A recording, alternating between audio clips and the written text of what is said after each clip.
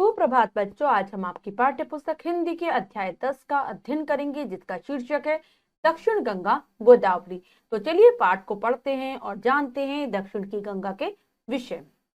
अध्याय 10 दक्षिण गंगा गोदावरी। पाठ का परिचय जान लेते हैं। प्रस्तुत पाठ एक यात्रा वृतांत है। लेखक इसमें गंगा एवं गोदावरी के विषय में बता रहे हैं। श्री काका कालेलकर नदी को लोक माता कहते हैं। उत्तर में जो गंगा का महत्व रहा है, वही महत्व दक्षिण में गोदावरी का माना जाता है। तो ये जो बच्चों पाठ है, इसके जो लेखक हैं वो श्री काका कालेलकर जी हैं। ये एक यात्रा वृतांत है। यात्रा वृतांत यानी कि इसमें लेखक ने अपनी यात्रा का वर्णन किया है कि जब वो दक्षिण में गया तो वहां पर उसको गोदावरी नदी के दर्शन हुए। गोदावरी नदी को वो लोकमाता कहकर पुकारते हैं और बताते हैं कि जैसे उत्तर भारत में गंगा नदी का महत्व है, वही दक्षिण भारत में गोदावरी का है। ठीक है, वो भी गंगा के ही समान पूजनीय है, पवित्र है। तो चलिए विस्तार पूर्वक पाठ को पढ़ते हैं। मद्रास से राजमहेंद्री जाते हुए बेजवाड़े से आगे सूर्योदय हुआ। तो लेखक अपनी यात्रा के विषय में बताते हुए शुरू करते हैं कि जब वो मद्रास से राजमहेंद्री की ओर जा रहे थे तो बेजवाड़ा एक स्थान पड़ा था, उसके आगे उन्हें सूर्य उदय होता हुआ दिखाई दिया, यानी कि सूर्य निकलता हुआ। बरसात के दिन थे, इसलिए पूछना ही क्या, जहां तहां विविध छटावली हरियाली फैल रही थी। तो बरसात का मौसम चल रहा था जिस वक्त लेखक ने यात्रा की, तो चारों तरफ हरियाली ही हरियाली दिखाई दे रही थी, क्योंकि बरसात में क्या होता है, जब पानी बरसता है तो हमें चारों ओर हरियाली का वातावरण दिखाई देता है। पूर्व की तरफ एक नहर रेल की सड़क के किनारे किनारे बह रही थी, पर किनारा ऊंचा होने के कारण पानी हमें कभी कभी ही दिख पड़ता था। तो वो पूर्व की तरफ वो रेल से यात्रा कर रहे थे, तो वो बता रहे हैं कि पूर्व की तरफ जब उन्होंने देखा तो एक नहर थी जो कि रेल की के किनारे किनारे ही बह रही थी। रेल के किनारे किनारे जो सड़क थी वहीं पर बह रही थी, लेकिन क्या था, जो नहर का जो किनारा था वो थोड़ा ऊंचा था, इसलिए नहर का पानी लेखक को दिखाई नहीं दे रहा था। सिर्फ तितली की तरह अपने पाल फैलाकर कतार में खड़ी नौकाओं पर ही हमें नहर का अनुमान करना पड़ता था। नहर का पानी बस लेखक को कभी कभी ही दिखाई पड़ रहा था, लेकिन वहां पर बहुत सारी नौकाएं खड़ी थी, जैसे कि तितलियां फूलों पर मंडराती हैं, उसी प्रकार नहर में बहुत सारी नौकाओं की कतार थी, यानी कि नौकाएं कतार में लगी थी, पंक्ति में लगी थी, जिसको देखकर सबको समझ आ पा रहा था कि यहाँ पर कोई नहर है। नहर होता है नदी का छोटा रूप। ठीक है, नदी तो स्वयं निकल कर आती है पर्वतों से, लेकिन नहर को बनाया जाता है मनुष्य के द्वारा। बीच बीच में छोटे छोटे तालाब भी मिलते हैं और रास्ते में उन्हें छोटे छोटे तालाब भी देखने को मिले। इनमें रंग बिरंगे बादलों वाला आसमान नहाने के लिए उतरता हुआ दिखाई पड़ता और इससे पानी की गहराई और भी अथाह हो जाती। रास्ते में उन्हें अनेक छोटे छोटे तालाब भी दिखाई दिए। तो लेखक कह रहे हैं कि तालाब में आसमान दिख रहे थे, जिसके कारण ऐसा लग रहा था कि जैसे कि आसमान से बादल इन तालाबों में नहाने के लिए आ गए हों, जिसके कारण जो तालाब था उसकी गहराई और ज्यादा दिखाई पड़ रही थी। कहीं कहीं चंचल कमलों के बीच खामोश खड़े हुए बगुलों को देखकर सवेरे की ठंडी ठंडी हवा का अभिनंदन करने को मन मचल पड़ता। इस तरह कविता प्रवाह में बहकर जाते हुए कोवूर स्टेशन आ गया। मन में यह उमंग भरी थी कि यहाँ से गोदावरी मैया के भी दर्शन होने लगेंगे। क्या कह रहे हैं कि कहीं कहीं पर उन्हें कमल खिले हुए दिखाई दे रहे थे, कमल के पास में बिल्कुल चुपचाप बगुले खड़े हुए दिखाई दे रहे थे। ऐसा लग रहा था उस समय ठंडी ठंडी जो हवा बह रही थी कि हम सब मिलकर इसका अभिनंदन करें, अभिवादन करें, स्वागत करें। और इस तरह कविताओं के प्रवाह में क्या कर रहा है लेखक, अपनी बातों को कहता जा रहा है जैसे कि वो कोई कविता कह रहा हो, और उसका स्टेशन आ जाता है। स्टेशन का नाम कोवूर था और लेखक कह रहा है कि वहीं से हमारे मन में यही उमंग थी, यही उत्साह था कि अब यहाँ से हमें गोदावरी मैया के दर्शन भी होने लगेंगे, यानी कि गोदावरी नदी दिखाई देने लगेगी। पुल पर से गुजरते वक्त दाएं देखे या बाएं, हम इसी उधेड़ बुन में थे। पुल आ गया और भगवती गोदावरी का अत्यंत विशाल पहाड़ दिखाई पड़ा। मैंने गंगा, सिंधु, सोनभद्र, ऐरावती जैसी महानदियों के विशाल प्रवाह जी भरकर देखे हैं। बेजवाड़े में कृष्णा माता के दर्शन पर मैं गर्व करता हूँ, लेकिन राजमहेंद्री के आगे गोदावरी की शान शौकत कुछ निराली है। क्या कह रहे हैं कि हम जब पुल पर से जाने लगे, हमारे समझ में नहीं आ रहा था कि हम बाएं तरफ देखें या दाएं तरफ देखें, क्योंकि दोनों तरफ से ही गोदावरी नदी के दर्शन हो रहे थे। उसका बहुत विशाल हमें रूप देखने को मिल रहा था। लेखक कह रहे हैं कि उसने गंगा नदी भी देखी है, सिंधु नदी, सोनभद्र और ऐरावती जैसी नदियां देखी हैं, जो कि महानदियां हैं, और उनको बहुत तेजी के साथ बहते हुए देखा है। और जब वो बेजवाड़े से आ रहा था तो उसने कृष्णा नदी के भी दर्शन किए थे, उसको भी वो माता कहकर पुकार रहे हैं और कह रहे हैं, लेकिन इन सब में जो गोदावरी की है वो शान अलग ही है, वो अलग ही रूप में दिखाई देती है, अनोखी उसकी शान है। इस तरह इस जगह पर मैंने जितने भव्य काव्य का या प्रकृति के ठाट बाट का अनुभव किया, उतना शायद ही कहीं दूसरी जगह किया हो। तो यहाँ पर कवि को प्रकृति की जो छटा है वो सबसे सुंदर लगी। वो कह रहा है ऐसा मैंने कभी भी नहीं देखा था। पश्चिम की तरफ नजर फैलाई तो दूर दूर तक पहाड़ियों की श्रेणियां नजर आई। आसमान में बादल घिरे रहने से सूरज की धूप का कहीं नामो निशान तक न था। बादलों का रंग सांवला होने के कारण गोदावरी के धूली धूसरित मटमैले जल की झाई और भी गहरी हो रही थी। तो क्या कह रहा है वो कि अगर हम पश्चिम की तरफ देखें तो हमें पहाड़ खड़े हुए दिखाई देंगे। पहाड़ लगातार एक कतार में खड़े हुए हैं, पंक्तियों में खड़े हुए हैं, श्रेणियां उनकी दिखाई दे रही हैं। आसमान में बहुत ज्यादा बादल थे, इस कारण सूरज दिखाई नहीं दे रहा था, और बादलों की का जो रंग सांवला हो गया था, जिसके कारण उनकी जो परछाई है वो नदी में पड़ रही थी, गोदावरी नदी के अंदर दिखाई दे रही थी, जिसके कारण जो गोदावरी नदी जो धूल से भरी हुई थी, उसके अंदर की जो काई थी वो और भी गहरे रंग में हमें दिखाई दे रही थी। तो यहाँ पर लेखक ने प्रकृति की अनूठी छटा का वर्णन किया है, साथ ही साथ गोदावरी के बारे में भी विस्तार पूर्वक से बताने की कोशिश की है। ऊपर की और नीचे की झाई के कारण इस सारे दृश्य पर वैदिक प्रभात की शीतल और स्निग्ध सुंदरता छाई हुई थी। क्या कह रहे हैं, जो ऊपर की ओर से बादलों की जो परछाई जल के अंदर पड़ रही थी, उसके कारण सारी तरफ ऐसा लग रहा था जो पुराने समय में वैदिक यानी कि पुराने समय में जो सुबह का समय होता था, वैसी ठंडक और स्नेह युक्त सुंदरता चारों ओर दिखाई दे रही थी। और पहाड़ी पर कुछ उतरे हुए धोले धोले बादल तो बिल्कुल ऋषि मुनियों जैसे लगते थे। क्या होता था प्राचीन काल में, वैदिक काल में क्या होता था, ऋषि मुनि पहाड़ों पर जाकर तपस्या करते रहते थे। तो इसी प्रकार का यहाँ पर दृश्य उत्पन्न हो रहा है। लेखक ने इसी प्रकार के दृश्य की कल्पना कर रहा है। लेखक कह रहा है कि जो बादल पहाड़ी पर जो धीरे धीरे बादल आ रहे हैं, वो ऐसा लग रहा है जैसे कि ऋषि मुनि बैठे हों और तपस्या कर रहे हों।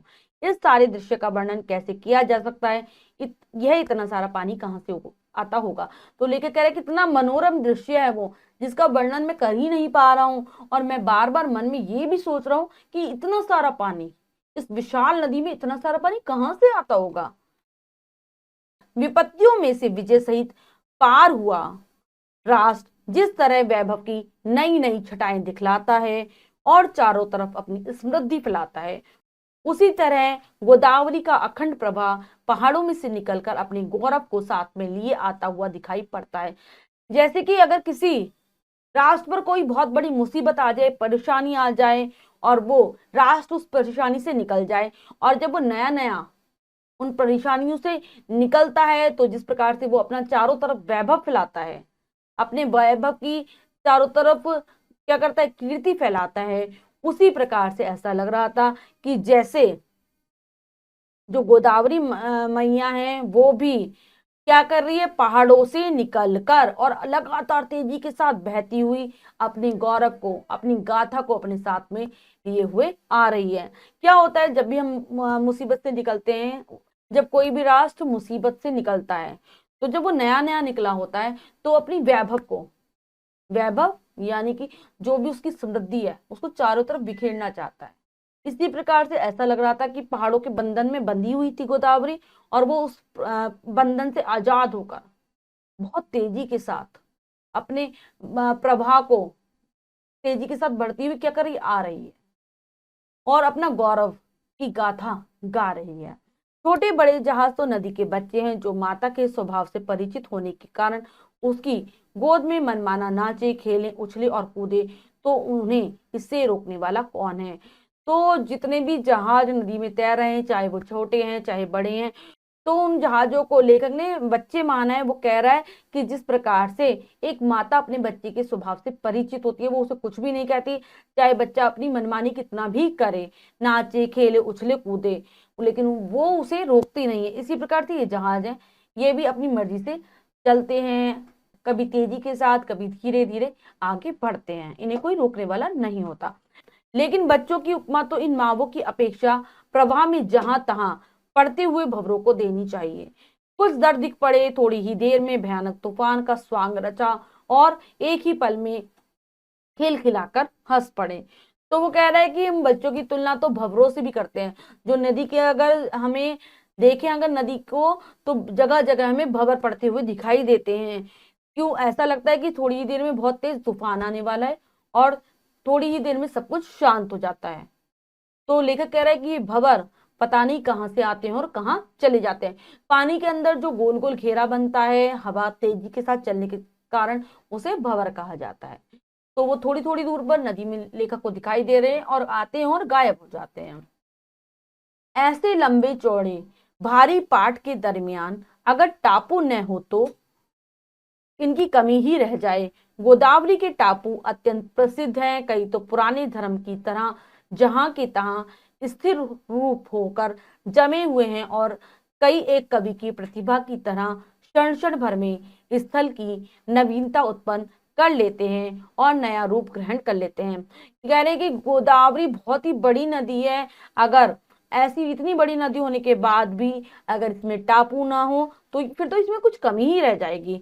और गोदावरी के जो टापू हैं वो बहुत प्रसिद्ध हैं, बहुत सारे यहाँ पर टापू हैं। कुछ तो ऐसे कि जो बहुत पुराने हैं, जैसे कि एक कोई पुराना धर्म और वो एक जगह टिक जाता है उसी तरह से टिके हुए हैं। और कुछ ऐसे टापू हैं जो ऐसे कि कवि की प्रतिभा बार बार बदलती रहती है, उसी प्रकार वो बार बार नया रूप धारण कर लेते हैं। टापू होता है जो नदी के बीच में लोगों के रहने की जो थोड़ी सी जगह बन जाती है, उसको टापू कहा जाता है। ये कभी छोटा भी होता है और बड़े रूप में भी होता है।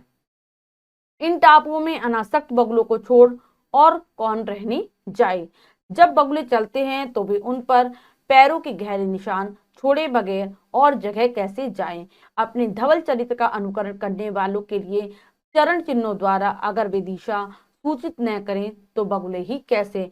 लेकिन कह रहे हैं कि लेकिन जो गोदावरी के टापू हैं, यहाँ पर केवल हमें, क्योंकि थोड़ी थोड़ी दूर पर भी टापू दिखाई दे रहे हैं, लेखक को काफी सारे टापू हैं, तो लेखक कह रहे हैं कि यहाँ पर कोई नहीं दिखाई दे रहा, केवल बगुले ही खड़े हैं अनासक्त, जैसे कि उन्हें किसी चीज में कोई मोह नहीं है, कोई कहीं किसी भी चीज का कोई लोभ नहीं है। तो वो वहां पर खड़े हुए दिखाई दे रहे हैं और वो जब वहां पर आते हैं तो अपने पैरों के गहरे निशान उस जगह पर छोड़ देते हैं, क्योंकि उनके पास ऐसा लग रहा है कि और कोई रहने की जगह ही नहीं है। अपने धवल चरित्र का अनुकरण करने वालों के लिए चरण चिन्हों द्वारा अगर वे दिशा सूचित न करें तो बगुले ही कैसे। क्या कह रहे हैं? जिस प्रकार से वो एकदम उजले उजले उजले दिखाई देते हैं, उसी प्रकार से लोगों को भी अपना वैसा ही चरित्र बनाना चाहिए। अपने चरण चिन्हों के द्वारा वो लोगों को ऐसा ही करने की प्रेरणा देते हैं। अगर वो ऐसा नहीं करेंगे तो फिर वो किसी भी काम के बगुले नहीं हैं। नदी का किनारा यानी मनुष्य की कृतज्ञता का अखंड उत्सव। किनारे पर सफेद महल और मंदिर और उनके ऊंचे ऊंचे शिखर ही एक अखंड उपासना है। तो जो नदी के किनारे के बारे में लेखक बताते हुए कह रहे हैं कि नदी का किनारा ऐसा है गोदावरी का, जैसे कि वो मनुष्य की, जिससे जैसे कि मनुष्य एक कृतज्ञता, यानी कि किसी ने उसके ऊपर, जब किसी व्यक्ति के ऊपर उपकार किया जाता है, जो बदले में वो कृतज्ञता दिखाता है, वैसा ही इस नदी का किनारा है, जैसे कि वो कह रहा हो कि भगवान को धन्यवाद दे रहा हो। किनारे पर सफेद महल और मंदिर, तो और किनारे पर दिखाई देते हैं सफेद कलर रंग के महल और उनके मंदिर भी दिखाई दे रहे हैं और उनके ऊंचे ऊंचे शिखर, जैसे कि इतने ऊंचे ऊंचे शिखर मंदिरों पर इस प्रकार से लगे हैं जैसे कि वो बिना रुके बिना क्षण गवाए लगातार उपासना कर रहे हो भगवान की। परंतु इतने से ही इससे ही काव्य संपूर्ण नहीं हो जाता, इसलिए भक्त लोग नदी की लहरों पर से मंदिरों के घंटानाद की लहरों को इस पार से उस पार तक पहुंचाते रहते हैं।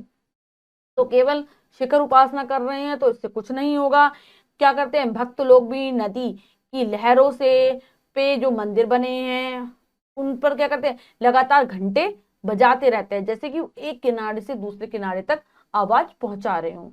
संस्कृति के उपासक भारतवासी इस जगह गंगा जल के आधे कलश गोदावरी में उड़ेलते हैं और फिर गोदावरी के जल से कलश भरकर ले जाते हैं। कितनी भव्य विधि है। क्या कह रहे हैं, जो विभिन्न प्रकार की संस्कृतियों के उपासक हैं, यानी कि अलग अलग संस्कृति को मानने वाले लोग गंगा क्या करते हैं, गंगा जल का जो गंगा जल लाते हैं तो अपना कलश भरकर आधा कलश तो गोदावरी में डाल देते हैं और फिर वहां से अपना कलश फिर से भर लेते हैं। ये एक उनकी अनोखी विधि है। कितना पवित्र काव्य है यह, भक्ति रस तो हृदय में भरा हुआ है। तो कह रहा है कि लेखक जो अपनी बात बता रहे हैं वो ऐसे लग रहा है जैसे कि कोई कविता कह रही हो। तो कह रहे कितना पवित्र काव्य है, ये सारी बातों में कितनी पवित्रता दिखाई दे रही है, कितनी स्वच्छता दिखाई दे रही है। यह भक्ति रस तो हृदय में भरा हुआ है। तो लोगों के हृदय में यही भक्ति रस भरा हुआ है, कूट कूट कर गोदावरी के प्रति। मंदिरों के घंटानाद और हृदय नाद को तो पूर्व स्मृति ने ही सुनाया, कानों को तो सिर्फ इंजन की आवाज सुनाई पड़ रही थी। अगर हम आधुनिक संस्कृति के इस प्रतिनिधि से नफरत करना छोड़ दें तो रेल के पहियों के ताल कुछ कम आकर्षक नहीं लगता और पुल पर तो उसका विजय नाद संक्रामक दूर दूर तक फैल जाने वाला होकर ही रहता है। कह रहे हैं लेखक कि अगर हम जो घंटे और नादों की आवाज है वो तो एक यादें बनकर रह जाती है, लेकिन इस वक्त लेखक को रेल की आवाज सुनाई दे रही है, उसके इंजन की आवाज सुनाई दे रही है। लेखक कह रहे हैं अगर हम इसकी इंजन की आवाज को अगर आवाज ही ना समझें और अगर हम सोचे कि कोई ताल बज रहा है तो ये भी हमें बहुत ही अच्छा लगेगा, क्योंकि जब रेल पुल पर चलती है तो उसकी जो आवाज है, जो उसका शोर है, ऐसा लगता है जैसे संक्रामक रोग एकदम चारों तरफ फैल जाता है, उसकी आवाज भी चारों तरफ फैल ही रही है। संक्रामक माना जाता है एक बहुत बुरी तरह फैलने वाली, जो एकदम छूने से ही फैलती है। उसी प्रकार से लेखक उससे तुलना कर रहा है रेल की आवाज की। पुल पर गाड़ी अच्छी तरह चलने के बाद मुझे ख्याल आया कि पूरब की तरफ देखना तो छूट ही गया। हमने इस तरफ घूमकर देखा तो वहां निराली ही रौनक नजर आई। तो अभी तक लेखक क्या कर रहा है, वो रेलगाड़ी में चल रहा था, ये सारी चीजें वो रेलगाड़ी में ही बता रहा है देखकर गोदावरी को। अब वो कह रहा है कि जब वो चलता रहा तो वो भूल गया था, अभी तक तो वो पश्चिम की सुंदरता का वर्णन कर रहा है, अब वो पूरब के बारे में बता रहा है कि मैंने अब ये सोचा कि मैंने तो पूरब की तरफ तो देखा ही नहीं। और फिर उसने पूरब की तरफ जब देखा तो देखा कि यहाँ पर भी अनोखी छटा उसको दिखाई दी, अनोखी रौनक नजर आई। पश्चिम की तरफ गोदावरी जितनी चौड़ी थी उससे भी ज्यादा पूरब में थी, उसे कई मार्गों से और उत्तेजित होकर समुद्र में मिलना था। तो वो कह रहे हैं कि पश्चिम में गोदावरी की जितनी चौड़ाई थी पूरब में उससे और भी ज्यादा थी, और ऐसा लग रहा था वो इतनी तेज प्रवाह के साथ बह रही थी कि उसे कई मार्गों को, अभी कई रास्तों को और पार करना है और फिर एकदम से जानकर उत्तेजित भाव के साथ समुद्र में मिल जाना है। सरित पति से सरिता मिलने जाए तब उसे संभ्रम, घबराहट और उत्तेजना तो होगी ही, पर गोदावरी तो धीर गंभीर माता ही ठहरी। उसका संभ्रम भी उदात रूप में ही प्रकट हो सकता है। सरित पति से सरिता मिलने जाए, यानी कि सरित पति यानी कि समुद्र से जब कोई नदी मिलने जाती है तो उसके अंदर कोई भ्रम हो सकता है और घबराहट भी हो सकती है और मिलने की एक उत्तेजना भी रहती है। लेकिन जो गोदावरी है वो एक धैर्यशाली माता के समान लेखक बता रहे हैं उसे, और उसका जो भ्रम है, जो संदेह है, वो भी एक ऊंचे और महान रूप में ही प्रकट हो सकता है कि उसके अंदर भी उत्तेजना है, यानी कि मिलने की बहुत तेजी है, लेकिन वो तो एक माता है इसलिए उसके अंदर धैर्य भी है, इसलिए जो उसका ये भ्रम भी है वो ऊंचे और महान रूप में ही प्रकट हो रहा है। इस ओर के टापू कुछ और किस्म के थे। अगर बहते हुए पानी के हमले के सामने टक्कर लेते इन दो टापुओं में किसी ने ऊंचे महल बनाए होते तो वे दूर से ही दिख पड़ते। कुदरत ने तो सिर्फ ऊंचे ऊंचे पेड़ों की विजय पताकाएं खड़ी कर रखी हैं और बाईं ओर राजमहेंद्री और धवलेश्वर का सुखी जन समाज आनंद मना रहे। तो लेखक कह रहा है कि इस ओर भी उसे टापू दिखाई पड़े, लेकिन इनकी का जो रूप था वो कुछ अलग था। जो पश्चिम वाले जो टापू थे उनसे थोड़ा रूप अलग था। वो कह रहे हैं कि अगर लगातार पानी इन टापुओं से टकरा रहा था, लेखक कह रहा है कि अगर यहाँ पर ऊंचे ऊंचे महल कोई बना देता तो वो भी दूर दूर से ही दिखाई पड़ते, लेकिन ये कार्य नहीं हुआ है। प्रकृति ने क्या किया है, केवल ऊंचे ऊंचे पेड़ ही बनाए हैं। ठीक है, और वो विजय पताका के रूप में, विजय पताका यानी कि जो झंडा विजय होने पर फहराया जाता है उसकी तरह दिखाई दे रहे हैं। और इस चीजों का जो राजमहेंद्री और धवलेश्वर जो दो जगह है वहां के लोग इसका सुख ले रहे हैं।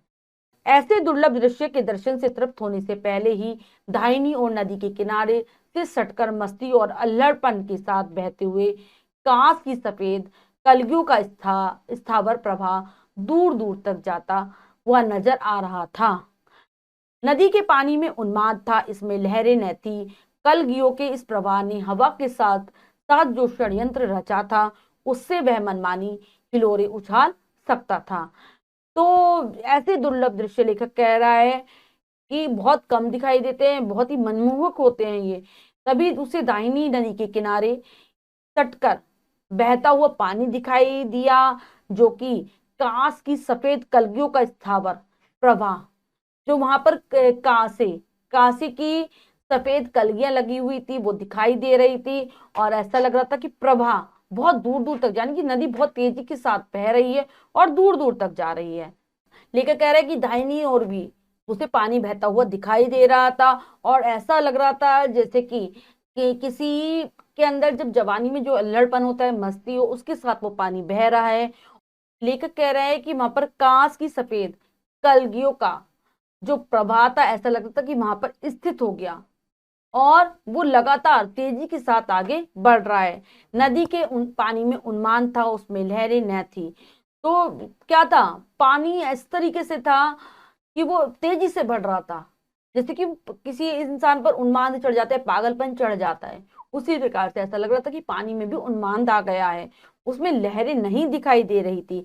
कलगियों के इस प्रवाह ने हवा के साथ साथ जो षड्यंत्र रचा था उससे वह मनमानी हिलोरे उछाल सकता था। कम हो भी क्यों, लेकिन कांस की कलगियों का प्रवाह तो बहता ही जा रहा था। गोदावरी के प्रवाह के साथ होड़ करते क्या कह रहे हैं कि ऐसा लग रहा था कि पानी और हवा ने मिलकर आपस में कोई एक योजना बनाई है, कोई एक षड्यंत्र रच रखा है, जिसके कारण वो पानी मन चाहे हिलोरे मार सकता था और इसी कारण से शायद वो ऐसा कर रहा था। कांस की जो कलगियों का प्रवाह है वो तेजी के साथ बहता जा रहा था। गोदावरी के प्रवाह के साथ होड़ करते उसे संकोच न होता था। तो ऐसा लग रहा था कि गोदावरी नदी में जो कांस की कलगियों का जो पानी का जो प्रवाह था वो आपस में क्या कर रहे हैं, एक प्रतिस्पर्धा कर रहे हैं और उसे इस बात में कोई संकोच भी नहीं है। और वह संकोच क्यों करे, गोदावरी माता के विशाल तट पर इसने क्या कम भी हुए स्तन्यपान किया था। क्या ये अपने आप को क्यों कम समझे, क्योंकि ये भी तो एक तरीके से गोदावरी माँ के एक शिशु की तरह ही है जिसने उनका स्तनपान किया है। माता गोदावरी राम लक्ष्मण और सीता से लेकर बूढ़े जटायु तक सबको तूने ही स्तन्यपान कराया है। तेरे तट पर शूरवीर भी पैदा हुए हैं और बड़े बड़े तत्व ज्ञानी भी, साधु संत भी जन्मे, धुरंधर राजनीतिज्ञ भी और ईश्वर भक्त भी। चारों वर्णों की तू माता है, मेरे पूर्वजों की अधिष्ठात्री देवी है। नई नई आशाओं को लेकर मैं तेरे दर्शन के लिए आया हूँ। तेरे जल में अमोघ शक्ति है, तेरे पानी की एक बूंद का सेवन भी व्यर्थ नहीं जाता। क्या कह रहे हैं, वो गोदावरी को माता कहकर पुकार रहे हैं लेखक और कह रहे हैं माता गोदावरी, राम लक्ष्मण सीता और यहाँ तक कि बूढ़े जटायु ने भी तेरा जल पिया है, तेरा स्तनपान किया है। जिस प्रकार से एक माता अपने शिशु को दूध पिलाती है उसी प्रकार से तूने उनको अपना जल पिलाया है, इसीलिए तू सबकी माता है। तेरे तट पर, तेरे किनारे पर, तेरे आसपास बहुत सारे वीर योद्धा पैदा हुए हैं। बड़े बड़े तत्वों को जानने वाले जो ज्ञानी पुरुष हैं, महात्मा हैं, साधु संत, राजनीतिज्ञ हैं और ईश्वर की उपासना करने वाले सभी तेरे किनारे पैदा हुए हैं, तेरे तट पर उनका जन्म हुआ है। चारों वर्ण, चाहे वो कौन कौन से वर्ण हैं, ब्राह्मण, वैश्य, क्षत्रिय और शूद्र, चारों वर्णों की तू समान रूप से क्या करती है, समान रूप से उनका पालन करती है, तू सबकी माता है। और अपने पूर्वजों के लिए लेखक कह रहे हैं तू उनकी अधिष्ठात्री देवी है। अधिष्ठात्री यानी कि जिसकी कुलों से लगातार पूजा की जा रही होती है, वो देवी है। नई नई आशाओं को लेकर मैं तेरे दर्शन करने के लिए आया हूँ। मेरे मन में बहुत सारी आशाएं हैं, बहुत सारी इच्छाएं हैं, जिनको लेकर मैं तुम्हारे दर्शन करना चाहता हूँ, तुम्हारे दर्शनों के लिए आया हूँ। तेरे जल में अमोघ शक्ति है। अमोघ शक्ति, अचूक, यानी कि तेरा जो जल है वो इतना पवित्र है, पावन है। उसमें ऐसी शक्ति है जो कि हर रोग का इलाज कर सकती है, हर चीज से मुक्ति दिला सकती है। तेरे पानी की एक बूंद का सेवन भी व्यर्थ नहीं जाता। अगर हम तेरे जल की एक बूंद को भी सेवन कर लेते, पी लेते हैं, तो हमारा बहुत प्रकार से कल्याण होता है, वो बिल्कुल भी बेकार नहीं जाती। और इसके लेखक है काका कालेलकर। उनकी रचना है सप्त सरिता, जिसमें से ये लिया गया, ये पाठ आपका लिया गया है। तो बच्चों, हमने इस पाठ में जाना गोदावरी के विषय में, कि गोदावरी भी क्या है, गंगा की तरह पवित्र है, पावनी है। जिस प्रकार से उत्तर भारत में गंगा की महत्ता है, उसी प्रकार से दक्षिण में गोदावरी की है। तो इस पाठ का उद्देश्य यही है कि नदियों के बारे में हम सबको अवगत कराना, उनकी के महत्व को बताना। अब है पाठ के शब्दार्थ, चलिए कर लेते हैं। अथाह, बहुत अधिक, अगाध, स्निग्ध स्नेह युक्त, धवल उज्जवल सफेद, सरितपति समुद्र, उदात ऊंचा महान उदार, उन्माद पागलपन सनक, अमोघ अचूक, झाई छाया परछाई, अनासक्त निर्लिप्त उदासीन, अनुकरण अनुसरण नकल, सभ्रम विकल बेचैन, स्थावर स्थिर स्थाई, अधिष्ठात्री माता देवी। तो ये थे पाठ के शब्दार्थ, जिनको आप अच्छी प्रकार से याद कर लेंगे, जिससे आपको पाठ समझने में आसानी रहेगी। अब हम पाठ का अभ्यास कार्य कर लेते हैं। अभ्यास कार्य, पहला प्रश्न है बहुविकल्पीय प्रश्न। तो चलिए प्रश्न को पढ़ते हैं और उसे करने की कोशिश करते हैं। सही उत्तर वाले गोले को रंगिए। तो बच्चों, इस प्रश्न में 4 विकल्प हैं, 3 विकल्प गलत हैं, 1 विकल्प सही है। हमें सही विकल्प को चुनना है और उसके गोले को रंग देना है। तो चलिए कर लेते हैं। पाठ में किस ऋतु का उल्लेख है? तो पाठ में शीत, शरद, ग्रीष्म और बरसात। तो बरसात, बरसात ऋतु का उल्लेख है। डी विकल्प सही हो जाएगा, लगा देंगे डी विकल्प पर। नेक्स्ट है, बादलों का रंग था काला सफेद सांवला गुलाबी। तो बादलों का रंग था सांवला, सी विकल्प सही है, लगाएंगे सी विकल्प पर। नेक्स्ट है, गोदावरी में क्या प्रसिद्ध है? मंदिर, घाट, महल, टापू। तो गोदावरी में जो प्रसिद्ध है वो है टापू, डी विकल्प सही है, लगाएंगे डी विकल्प पर। नेक्स्ट है, पूर्व में गोदावरी कैसी थी? चौड़ी, संकरी, अधिक चौड़ी, तीव्र। तो पूर्व में जो गोदावरी थी वो और अधिक चौड़ी थी, सी विकल्प सही है, लगाएंगे सी विकल्प पर। नेक्स्ट है, नदी के पानी में था थी, तीव्रता, उन्माद, लहरें, इनमें से कोई नहीं। तो नदी के पानी में क्या था? उन्माद, बी विकल्प सही है, लगाएंगे बी विकल्प पर। नेक्स्ट है, लिखित प्रश्न। तो बच्चों अभी करते हैं। निम्नलिखित वाक्यों में रिक्त स्थानों की पूर्ति कोष्टक में दिए उचित शब्दों से कीजिए। तो बच्चों यहाँ पर कुछ वाक्य हैं जो कि अधूरे हैं। कोष्टक में दो दो शब्द लिखे, जिनमें से एक शब्द सही और एक शब्द गलत है। हमें उचित शब्दों के द्वारा इन वाक्यों की पूर्ति करनी है। तो चलिए कर लेते हैं। मद्रास से राजमहेंद्री जाते हुए बेजवाड़े से आगे रिक्त स्थान हुआ। सूर्यास्त, सूर्योदय, सूर्योदय लिखेंगे सूर्योदय। राजा अश्व पर सवार होकर रिक्त स्थान के विशाल प्रवाह जी भरकर देखे। तो क्या आ जाएगा? नदियों या फिर महानदियों? महानदियों।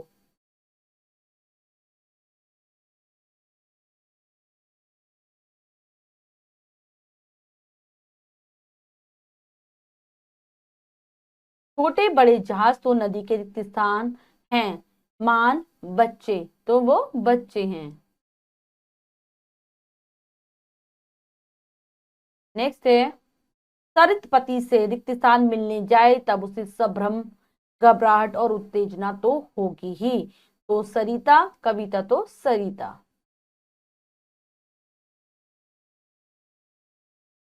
तेरे जल में इतनी शान शक्ति है अपार, अमोघ तो अमोघ शक्ति है।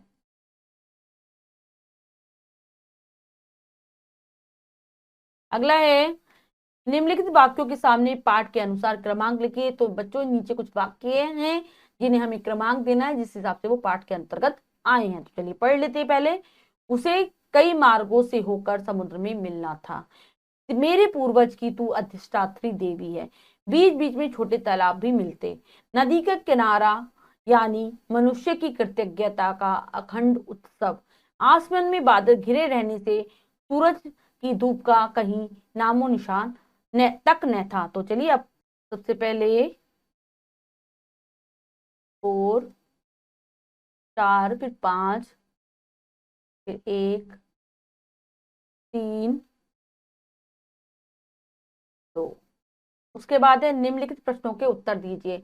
ये कार्य आपको स्वयं करना है अपनी अभ्यास पुस्तिका में। पाठ को ध्यान पूर्वक पढ़ेंगे तो आप इन प्रश्नों के उत्तर आसानी से दे पाएंगे। तो बच्चों आज हमने जाना पाठ के माध्यम से दक्षिण गंगा गोदावरी के विषय में। हमने विस्तार पूर्वक पाठ को पढ़ा और जाना इसकी महत्ता के बारे में कि किस प्रकार से लेखक ने इसकी सौंदर्य का वर्णन किया है। आशा करती हूँ आपको पाठ अच्छे से समझ आ गया होगा। पाठ को फिर से उच्चारण के साथ जरूर पढ़ेंगे, अभ्यास कार्य को पूर्ण कर लेंगे और शब्दार्थों को याद कर लेंगे। मिलते हैं अगली कक्षा में नए पाठ के साथ। तब तक के लिए स्वस्थ रहिए, प्रसन्न रहिए। धन्यवाद।